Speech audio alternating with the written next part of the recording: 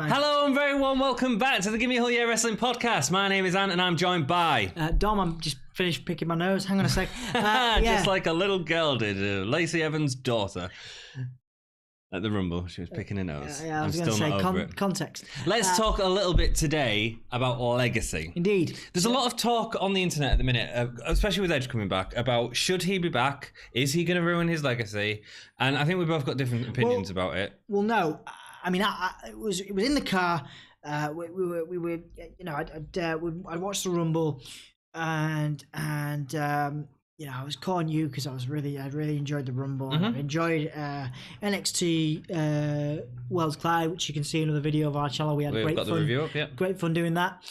And I was like, has Edge cheapened his legacy by not returning, because I'm happy with that, by signing a 3-year deal, which means that obviously that will extend well beyond WrestleMania this year and well beyond his Randy Orton feud, which he'll probably win.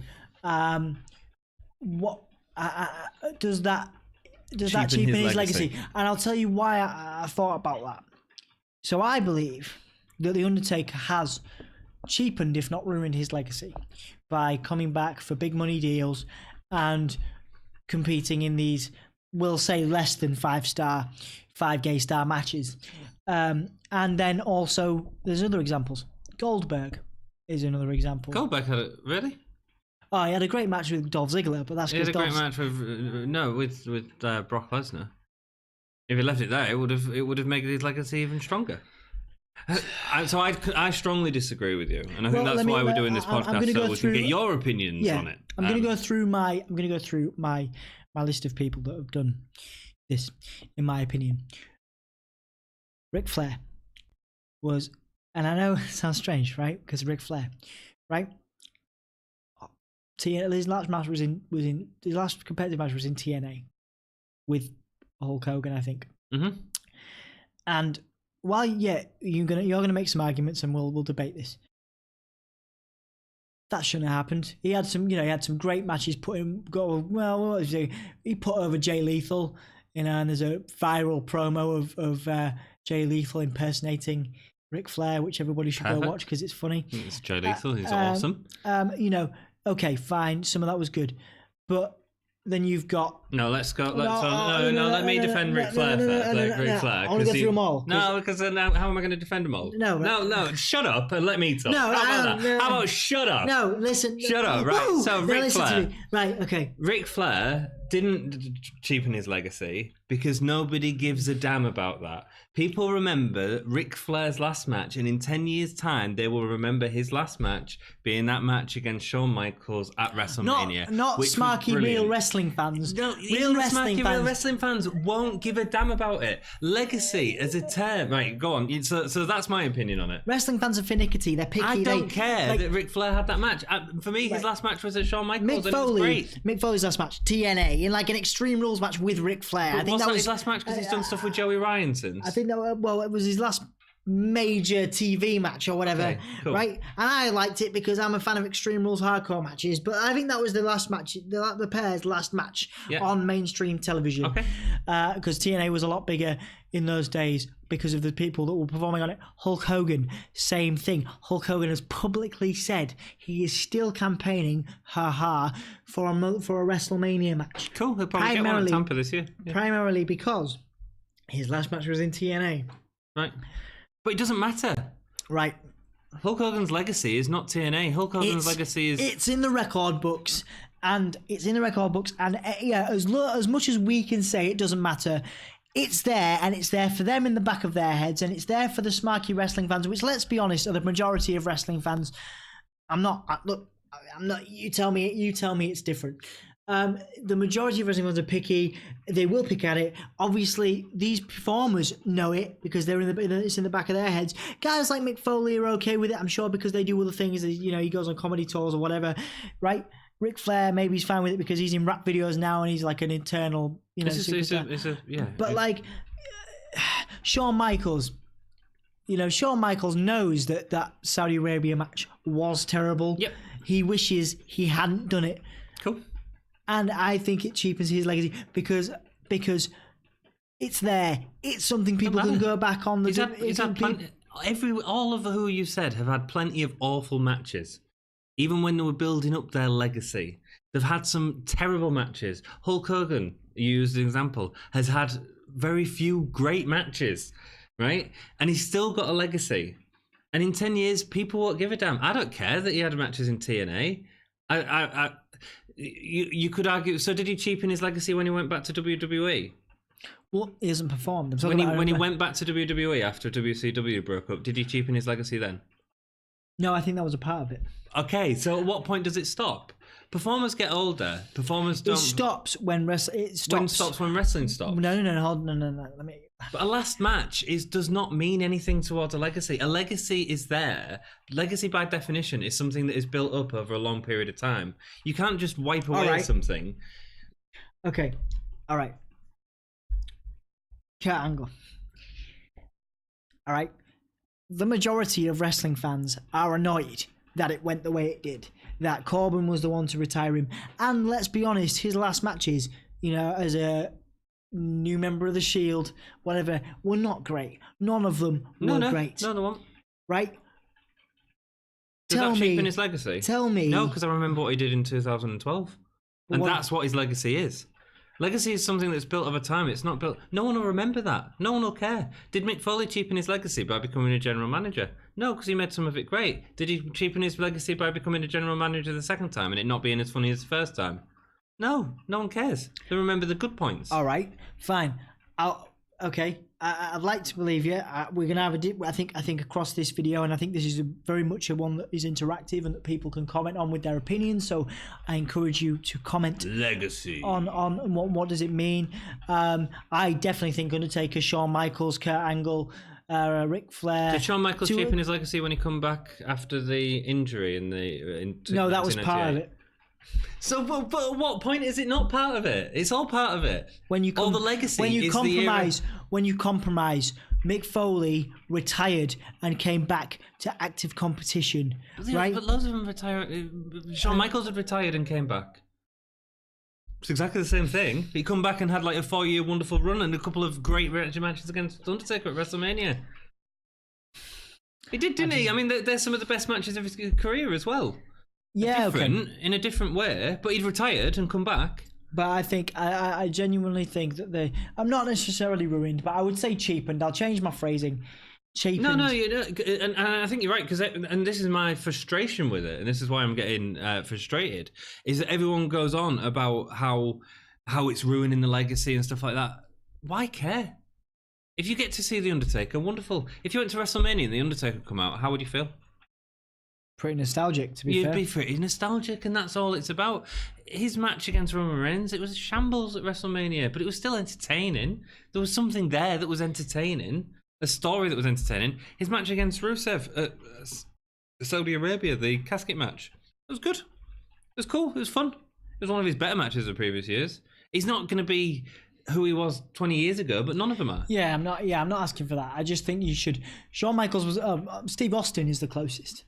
Steve Austin has maintained a legacy. Okay, so Steve Austin... So because Steve Austin got taken out of the ring with a broken leg, his legacy is bigger than Hulk Hogan or The Undertaker? Or I think he demands more. I think he demands more respect. Than The Rock? No, I am. I am doing exactly that, because that's what you're saying. The Rock's selective about what he does. The Rock hasn't been back. Undertaker. No, he's not. Shawn Michaels is very selective. The Undertaker. Shawn Michaels is more selective than The Rock. He did one match. The Undertaker comes back. Yeah, but the Undertaker comes back when Vince commands it so. Yeah, and I get that, Shawn Michaels probably came back because Triple H and Vince commanded it so, and offered him a massive paycheck. Yeah, of course, they offered him a massive paycheck. Well, exactly. But exactly. I don't think it changes his legacy. Has probably, excuse me for spitting, I feel that strongly about it. Austin has probably been offered numerous paychecks to do these and he still matches. might come back, yeah. That still might happen, yeah. But okay, but so what you're saying... So we're going back... But what you're saying, because Austin is a great example, his legacy is stronger than The Undertaker's. At this point, yes. At this point, yes. It's just a yes. Yes, he's right. His legacy is stronger than Shawn Michaels. his legacy is stronger than Shawn Michaels.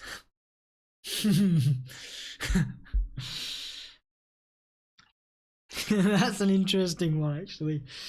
Okay, so let me take it into. But that might be down to favoritism because I prefer Shawn Michaels as a performer. Cool, that's okay. But then that's so it's not damaged his legacy at all. Give me 5 Shawn Michaels matches. There are tons, man. There are tons I've enjoyed. Say again. There are tons I've enjoyed. Fantastic, but you wouldn't mention the Saudi match, would you? No. That doesn't cheapen his legacy, then, does it? It's just another thing. So here's another good example. Bands. Give me a band who did a great album in the 90s. Placebo. What was their album? Without You I'm Nothing. Without You I'm Nothing, thank you. They've done consistently great albums since. No, they haven't. They've done a couple of bad ones. Yeah, but that's your opinion. Well, yeah, okay. It's an opinion. We're playing a game of opinion. No, because they still are listened to millions of times a month by millions of people. Have any of them albums been as big as that album? Critically, probably yes. All right, Michael Jackson. Fine, you're talking semantics. Michael Jackson, right? He did Dangerous. I'm not sure we should be. I'm not sure we should use Michael Jackson as an example. Why? Because he was a raging. No, we can't use Michael Jackson as an example because in the 90s, before he was, well, he probably still was, but before it all came out that he was a raging, he did Dangerous. Right? It wasn't as big a seller as Thriller. Wasn't as big a seller as Bad. It wasn't the height of his career. Did it hurt his legacy? Any of these bands that release an album after having that chart set, does that hurt the legacy? It's exactly the same thing. Marilyn Manson. Okay, cool. Marilyn Manson, great example. Both big Marilyn Manson fans. Has releasing The Pale Emperor hurt his legacy? But releasing High and Loaded. No, it hadn't. It hadn't hurt his legacy because what I'm saying is he retired from music and came back to make more money, and that is my point. But his legacy guys all came back to make more money. Yeah, but their legacy isn't that. The legacy is Antichrist Superstar, right? That is his legacy. Yeah, Marilyn Manson. Yeah, it was talking Marilyn Manson, just trying to put it in terms. Pale Emperor, there's some good tunes on it. It was critically acclaimed. It was one of his most critically acclaimed albums. Yeah. But it wasn't as enjoyed by the fans, but does that mean that it hurt his legacy? No. Just another album.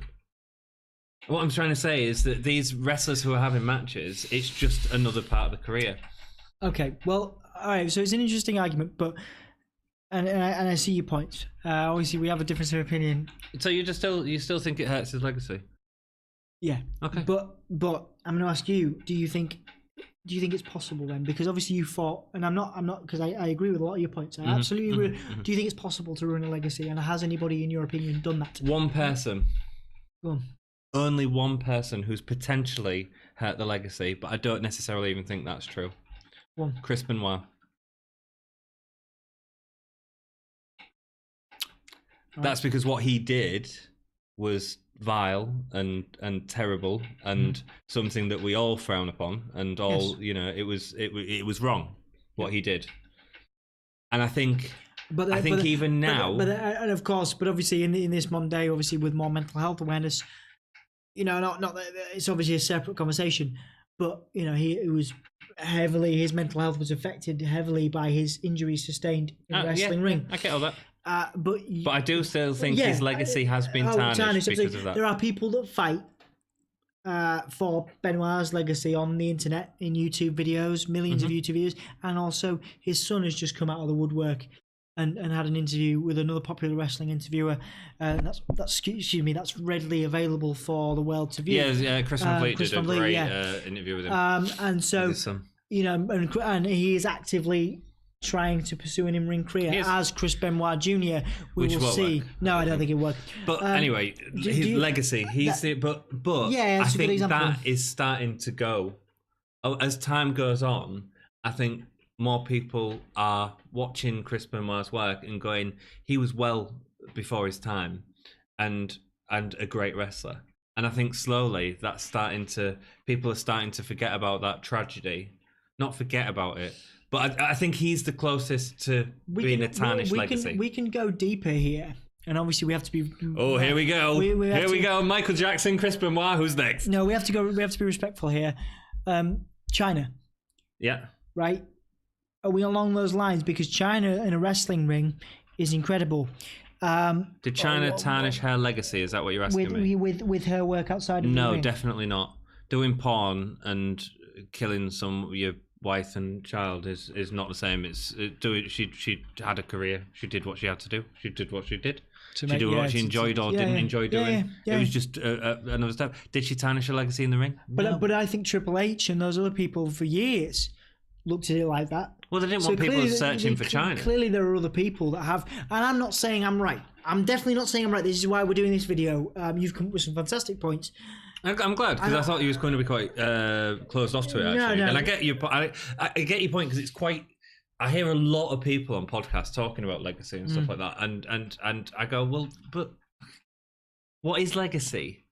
Legacy is an embodiment of work, and that doesn't go because of a couple of crap matches and some money.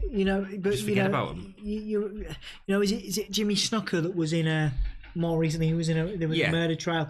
Again, Jimmy Snuka. I don't know if he's tarnished his legacy based because part of the problem is it all come out after his death. Maybe if it had come out during his when he was alive, although the trial was going on when he was alive, I still don't know if that's tarnished his legacy. But I don't think he has the same legacy as a Chris Benoit, or someone like that, or the Undertaker, or Shawn Michaels, or the guys that were sort of or Edge, because that's sort of what's bringing. And we'll circle back to Edge towards the end, which we'll come to. I'm trying to think of other examples to debate on. To discuss here, because it's a big debate, and it's very much geared towards you guys taking it over and going back. It'd be great to hear your opinion. I mean, because I get frustrated because I hear so many people just going, "Oh, he shouldn't be doing it. He's just taking the money," and it's like, well, it doesn't matter, does it? It's one of the more interesting videos in recent times we've done that I'm interested in debate, or I've been interested in discussing with you, because you have some very valid points about, like I say, Shawn Michaels and stuff.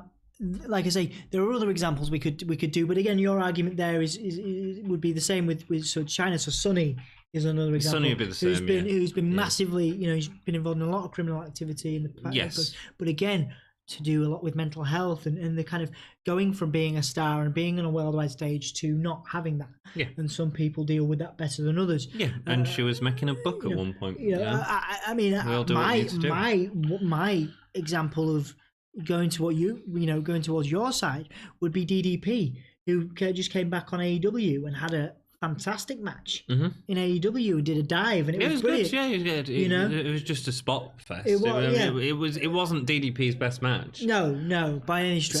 So has he hurt his legacy by doing that? No, you see, there you go. So perhaps perhaps I've come round to more your side of it. I think there's a point of like, Ric Flair's last match in TNA might not have been very good, but guess what? The last one in WWE was, and that will be the bookmark that people remember. Yeah. I've got a figure on my desk of that moment because it was such a big moment, and the I Love You stuff was done so perfectly that it was a great moment for wrestling. Yeah. So to me, that's just part of his legacy. This TNA match won't remain part of his legacy. Talking about the future and a spearhead, because obviously people's legacies have been spearheads for their future generations to do well. Ric Flair would be the prime example of that with Charlotte. Dusty Rhodes with Cody and Dustin. Do you think, just as an extension of our conversation, do you think Chris Benoit's legacy will be enough to have people look favourably on his son and allow him to have an impact? I think obviously we've covered a lot of that, and I've come round to your way of thinking on that. Something slightly different. But yeah, it's just an extension as we finish. I think I think people, if he's a good worker, I think he will do well. I think wrestling fans, especially because it seems like he's going towards AEW, doesn't it? Even he is. Well, I don't think the WWE would have him right now, would they? No. I think if he proves himself, he was sort of. Yeah, I think if he proves himself in AEW and becomes a star. Yeah, absolutely. But and there's a question. So Sorry, so staying on your question, do I think Chris Benoit, it depends how good he is in the ring. Do I think that him being the son of Chris Benoit will open doors for him? Yes, I do think it will. Do I think that'll make him a talent in the ring? No, because I think you have to work really hard to do that these days. Yeah. And there's some people that have grown up training for years and years and years to do it that will never make match it the legacy of their, of anyone. Yeah, so I mean, obviously, as much Brian Christopher would be an much example. longevity, all respect to Brian Christopher and Jerry, as much longevity because he's still there. Curtis Axel and Kurt Hennig, Mr. Perfect. Ruffling a few others. Tamina Snuka. Doesn't there's. It doesn't always translate. No, So- and you've got to be. If you're a talent, and you'll eventually get over. Yeah, so it's interesting that one. So rounding it back. What was I going to go to? You were going to make a point as I well. had a point. Go on. Running it back. So we're talking about Edge. We talked about Edge in the beginning. What is your future? What do you think about all the stuff we've discussed? I'd encourage, obviously, because I was really looking forward. I really enjoyed this. If you do think of what it is, put it in the comments and ask a question. If you can't remember it, ask the question of our viewers and see what they think. Edge. So 3-year deal. So what's that? 12 matches. Potentially, yeah. Big 4. 12 matches. Cool. What's the future? You said I'd love to see an AJ Styles match. I would love to. Everybody he listed. If you go back, he does a promo before Randy Orton comes out and lists. And I haven't even seen that, but he lists you could see it in the Rumble. He's like AJ Styles. Yeah. I think he does just get. I don't know. He does AJ Styles. He does Kevin Daniel Owens. Bryan. Kevin Owens. Yeah, great one. Matt Riddle. There are dream matches plenty there. What do you think is the future for Edge in a wrestling ring over the next 3 years?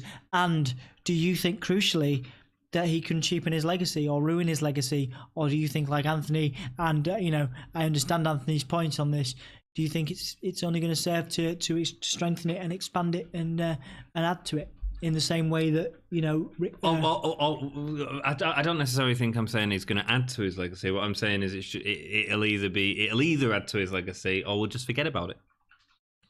Okay. And do you guys think it's as easy as that? And that was my original point. Mm-hmm. But absolutely, cracking points, man, because I've definitely come around to your way of thinking. It's an interesting thing. It's the Shawn Michaels returning is a great example because that was some of the greatest stuff he did, and he come out of retirement. What you mean? You mean the stuff he did in 2002 to 2005, maybe a bit later than that. A bit later than that, yeah. But that's part of his legacy. Yeah. So there you go. So what do you guys think about legacy versus, I guess, longevity? And guys, we brought up just guys to list for you to deal with and discuss. Shawn Michaels, Mick Foley, Ric Flair, Undertaker, Edge, crucially, of course. What do you think of their legacy, and what do you think of how they dealt with their legacy post retirement, and more present? What do you think is the future for Edge? With that, thank you very much for listening. If you like these videos, because we don't really do many of these kind of debates separate to NXT UK, separate to reviews of pay-per-views and wrestling history. So if you do enjoy these debate videos, give it a watch, give it a like, share it, check it out, comment and subscribe, and don't forget to check out our socials and let us know what you think in the comments, because we enjoy doing this stuff. It takes a lot of work, but we enjoy doing it, and if you enjoy it, that's the whole point. That's the goal, baby. That's the goal. So thank you very much for watching. Just check us out on our social media channels /Gimme a whole year. Support us if you can on Patreon, and don't forget to keep it gay.